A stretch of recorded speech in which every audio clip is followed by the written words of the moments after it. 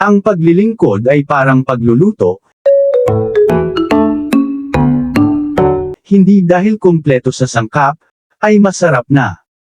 Wala rin sa dagdag na pampalasa, ang tunay na linamnam, dahil ang tamang timpla, na swak sa panlasa ay nakabase sa damdamin ng nagluluto. Dahil nakadepende sa kanyang pagmamahal, sa hahainan ng kanyang ihahapag. Parang sa ating paglilingkod, hindi dahil magaling tayo, at hindi dahil kailangan nila tayo. Higit na nakaka-bless tayo, kung bukal sa ating mga puso ang ating ginagawa.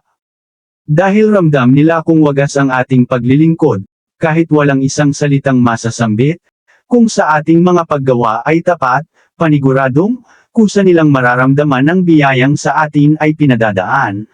Sa makatuwid, pangkaraniwan man ng ating mga sangkap, ay may katiyakang, masasarapan sila sa putaheng ating ihahanda. Na kahit di nila sabihin, ito ay swabe sa kanilang panlasa, dahil sa bawat dighay nila, ay malalaman, na nabusog sila. Ako si Derek, ang inyong pintor na makulit.